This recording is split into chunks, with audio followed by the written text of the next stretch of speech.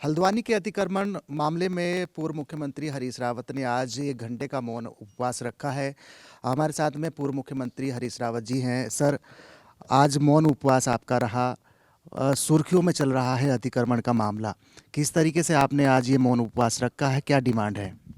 ये एक चिंताजनक, अत्यधिक चिंताजनक विस्फोटक स्थिति हमारे जैसे शांतिपूर्ण राज्य के लिए एक बहुत चुनौतीपूर्ण स्थिति है। जिन समस्याओं की तरफ हम इस समय बहुत चिंतित भाव से देख रहे हैं, उसका एक कानूनी पक्ष भी है, मगर उसका एक मानवीय पक्ष भी है। कानूनी पक्ष, हाई कोर्ट ने कुछ निर्णय दिया है, उसके खिलाफ सुप्रीम कोर्ट का दरवाज़ा खटखटाया जा रहा है। सुप्रीम कोर्ट के सामने मामला है।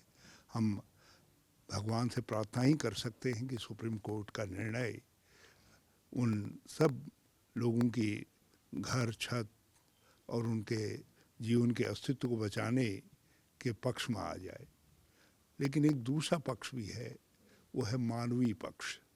और हमारा राज्य मानवीय मूल्यों का सर्वोच्च स्थल है। यह अध्यात्म, देवी देवताओं का राज्य है। ये करुणा, स्नेह, प्यार का राज्य है। और मुख्यमंत्री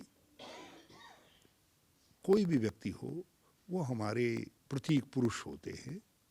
और इसलिए मैंने आज का अपना ये मौन ध्यान उपवास जो है 1 घंटे का, माननीय मुख्यमंत्री जी से प्रार्थना करने के लिए किया है कि आप इसके मानवीय पक्ष को, इस अतिक्रमण के, जिसको अतिक्रमण कहा जा रहा है, उसको ज़रा सा देखिए, उस पर विचार करिए।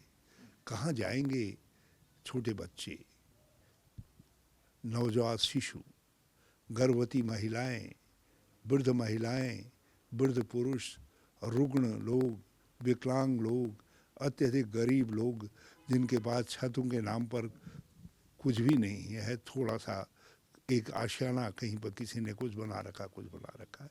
और कुछ लोग ऐसे हैं जो वहाँ इस राज्य के अस्तित्व से पहले से बसे हुए हैं।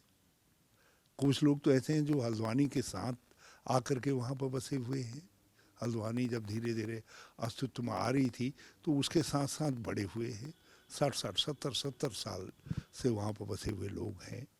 तो वो लोग कहाँ जाएंगे, एक बहुत बड़ा सवाल है।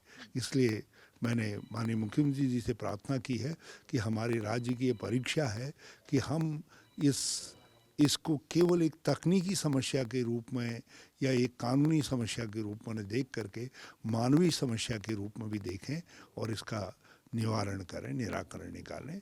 सभी पक्षों को बुलवाएं, जिसमें रेलवे भी है, प्रशासन भी है, नगर पालिका भी है, और जो लोगों संभावित जिनके ऊपर तलवार उजड़ने की लगी है वो भी हैं, राजनीतिक पक्ष भी हैं। सबको बुलाएं, वहाँ के निर्वाचित प्रतिनिधि को बुलाएं और कुछ उसका रास्ता निकालें। सर, एक बड़ा सवाल ये है कि कल इस पूरे मामले में माननीय सुप्रीम कोर्ट में सुनवाई है। अगर हरी झंडी अतिक्रमण हटाने को दे दी जाती है तो सरकार के सामने बड़ा संकट विस्थापित करना है, क्योंकि करीब 52,000 ऐसे लोग हैं जो वहाँ पर बसे हैं।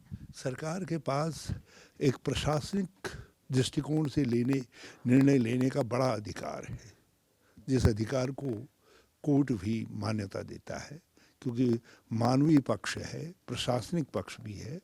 इतने बड़े हमारे राज्य का केंद्र स्थल है हल्द्वानी, यदि वहाँ इतना बड़ा झंझट पैदा होता है, सब चीज़ें हैं, सब एक अशांति पैदा होगी, तो मुख्यमंत्री कभी भी हस्तक्षेप कर सकते हैं और माननीय कोर्ट से हम क्षमा मांग लेंगे।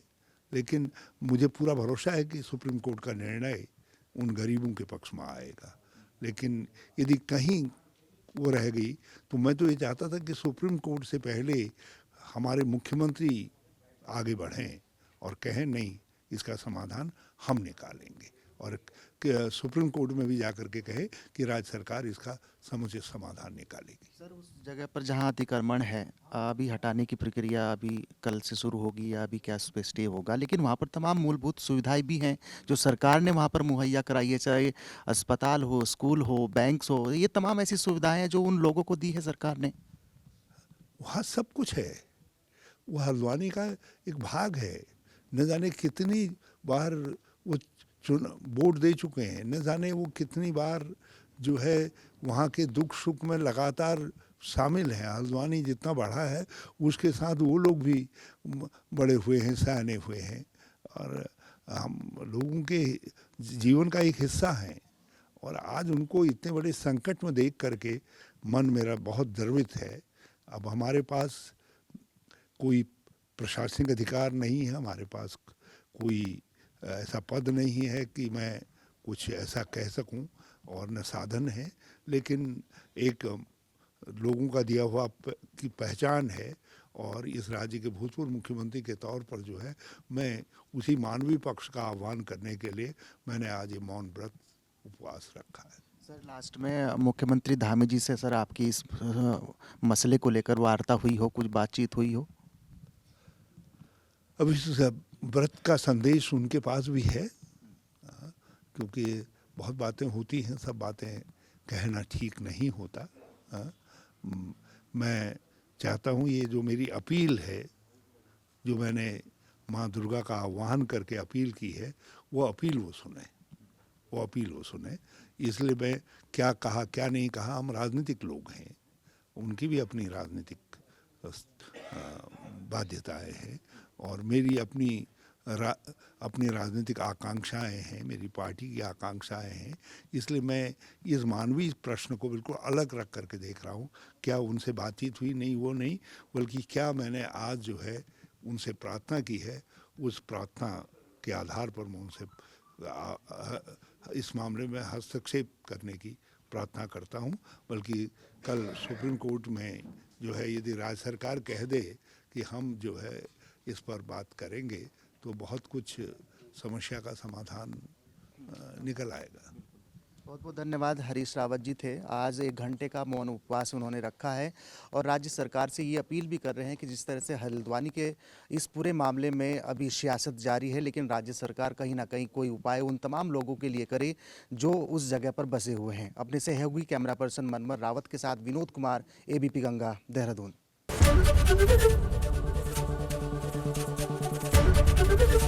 ABP गंगा, खबर आपकी, जुबान आपकी।